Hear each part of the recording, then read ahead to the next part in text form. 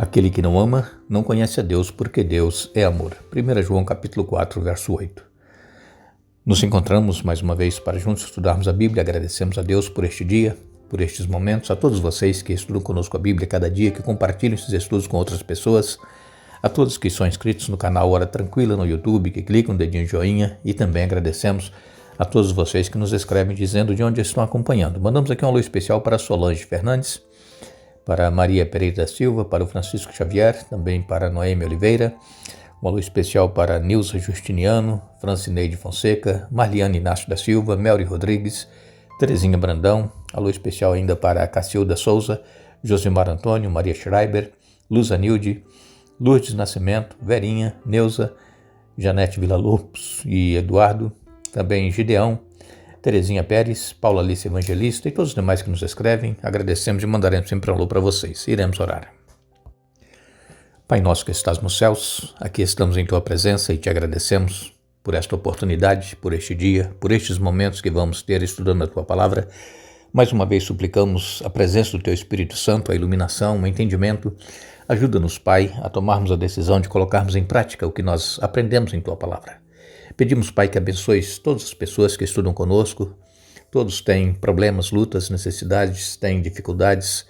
E também, especialmente esses que nós citamos aqui, que Tu abençoes a cada um os pedidos que eles nos enviam, que sintam a Tua presença e o Teu poder atuando em suas vidas e que possam estar confiantes de que Tu estás pronto a fazer o melhor por cada um, Pai. Toma-nos em Tuas mãos, perdoe os nossos pecados. Nós te pedimos agradecidos em nome de Jesus. Amém. Continuaremos o nosso estudo desta semana falando sobre o conflito cósmico e ontem nós falamos a respeito da tentação que Jesus sofreu lá no deserto. Foram 3 tentações e Jesus venceu todas elas. Jesus, amigos e irmãos, ele é vencedor. Jesus, ele não conhece derrota. Jesus, desde o princípio, quando começou esse conflito lá nos céus, ele venceu Lúcifer e os anjos que estavam do lado de Lúcifer e foram expulsos dos céus. Jesus, ele venceu quando ele foi tentado lá no deserto, como nós estudamos ontem, as tentações que ele passou ali depois de 40 dias de jejum e oração. Jesus, ele foi tentado a não se entregar para morrer pelo ser humano pecador. Jesus foi tentado a descer da cruz. Jesus, em todas as ocasiões, ele foi tentado, mas ele venceu. Inclusive, quando ele morreu, que parecia uma derrota, parecia a vitória de Satanás, foi a derrota de Satanás para sempre. Ele está derrotado. Ele não tem poder sobre Jesus e também não tem poder sobre aqueles que aceitam a Jesus em suas vidas. É claro que ele pode trazer sofrimento. Isso ele pode fazer. Deus permite às vezes que nós passemos por situações que nós sequer imaginávamos que iríamos passar, mas Deus, ele permite essas coisas acontecerem, primeiro, para provar que somos fiéis a Ele, que nós não vamos cair em tentação, que nós não vamos ceder, e também, muitas das vezes, é para nos trazer para junto dEle. Muitas das vezes nós estamos em pecado, estamos afastados, estamos longe de Deus, e quando nos sobrevém algum sofrimento, alguma dor, alguma tragédia, normalmente a pessoa se volta para Deus. E então nós precisamos pedir a Deus que nos dê forças para nos mantermos ao lado de Jesus. É claro que nós vamos continuar tendo problemas na nossa vida, em todos os aspectos, nós vamos ser tentados, mas em Jesus nós somos mais que vencedores. E qual é então a natureza deste conflito cósmico? Sabemos que se esse conflito, se esta batalha fosse por poder, por força, Satanás já estaria derrotado. Por quê? Porque Deus, ele é todo poderoso, mas a questão não é um conflito sobre força, sobre poder. O conflito, ele é um conflito diferente. Por quê? Porque esse conflito, ele gira em torno do caráter de Deus. Deus, ele é amor. Isso nós não temos dúvida. E se Deus quisesse ter destruído Satanás lá no princípio, quando começou a sentir no coração o desejo de querer estabelecer um trono, estar acima de Deus, os anjos que sabiam dessa intenção de Lúcifer, eles iriam servir a Deus por medo e não por amor. Então, por Deus ser amor, ele permitiu que o mal fosse se desenvolvendo ali nos céus, e depois houve a batalha quando não teve mais jeito de manter Lúcifer e os anjos que estavam do lado dele nos céus. Houve a batalha e então Lúcifer foi expulso juntamente com os anjos, uma terça parte, e o conflito então veio aqui para este mundo. E nós sabemos que Satanás agora, ele quer atacar a Deus, trazendo problemas para o ser humano, trazendo tragédias, trazendo enfermidades. E quando um filho nosso passa por problemas de saúde, problemas de relacionamento com a família dele, ou qualquer tipo de problema, um desemprego, nós pais sofremos com isso. E então é isso que Satanás está fazendo.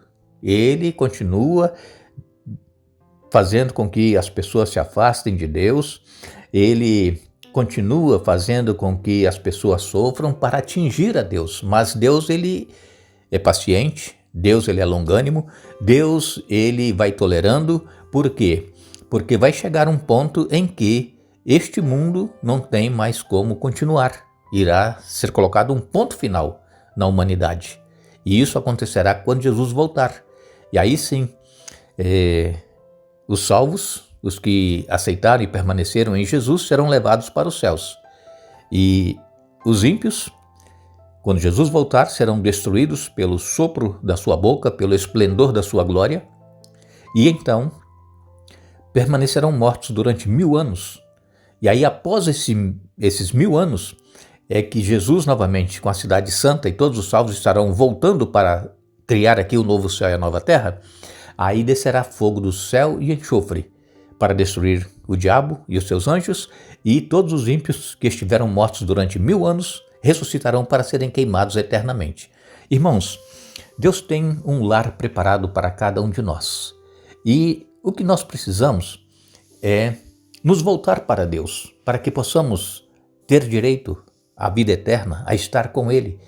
Deus, ele pagou o preço do pecado através da morte de seu Filho Jesus Cristo. E Deus, ele quer nos dar a salvação, ele nos oferece de graça. E para que nós sejamos salvos, basta nós crermos no sacrifício de Jesus e o aceitarmos, descermos as águas e caminhar com ele. E sempre pedindo a ele forças para nós não cairmos nas provações e nas tentações que nos sobrevêm. Mas se cairmos, temos que confessar, pedir perdão e continuar o relacionamento com Deus. Porque a vitória final, ela não é pelos nossos esforços, não é pela nossa força. A vitória final é pelos méritos de Jesus, é o que ele fez por nós. E sabemos que Satanás, ao invés de Deus, o caráter de Deus é amor. O caráter de Satanás é um caráter de engano, de levar as pessoas ao pecado. Ele mente. Por quê? Porque ele é o pai da mentira.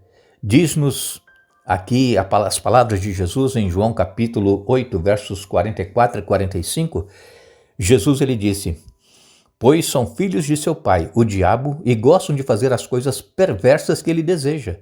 Ele foi assassino desde o princípio, sempre odiou a verdade, pois não há verdade alguma nele. Quando ele mente, age de acordo com seu caráter, pois é mentiroso e pai da mentira. Portanto, quando eu digo a verdade, é natural que não creiam em mim. Vejam, Jesus falando a verdade, as pessoas não criam nele. Agora, creem no pai da mentira, que é o diabo. Então, se as pessoas agem de acordo com o caráter de Satanás, se as pessoas mentem, se as pessoas enganam, se as pessoas são más, as pessoas querem ver a destruição do outro, essa pessoa é filha do diabo. Mas há um remédio. Qual é o remédio? Nos voltar para Jesus. A pior pessoa que existe no mundo, que você talvez conheça alguém que é mau, essa pessoa tem perdão se ela se arrepender. Mas se continuar no seu mau caminho, agindo como Satanás age, esse será destruído no juízo final. Então, nós precisamos nos voltar para Deus. E Satanás, ele tem uma guerra muito grande contra a igreja. Apocalipse 12, versos 7 a 9, diz que houve guerra no céu. Miguel e seus anjos lutaram contra o dragão e seus anjos. O dragão perdeu a batalha e ele e seus anjos foram expulsos do céu. esse enorme dragão, a antiga serpente chamada Diabo ou Satanás, que engana o mundo todo, foi lançado na terra com os seus anjos. Vejam, essa batalha aconteceu primeiro no céu. Miguel, que é Jesus Cristo, quando entra na batalha, e os seus anjos lutaram contra o dragão, que é o diabo, é Satanás, e os anjos dele. E então o dragão perdeu a batalha. E eles foram expulsos e eles vieram parar aqui neste planeta. E ele engana todo mundo. E ele foi então lançado para o abismo, parou aqui neste mundo e aqui houve a entrada do pecado. Mas há um remédio. O remédio já está diante de nós, é o sangue de Jesus Cristo. Somente Ele é que pode nos salvar. Que nós possamos nos voltar para este Deus a cada instante, a cada momento, pedindo perdão, porque nós pecamos a todo instante.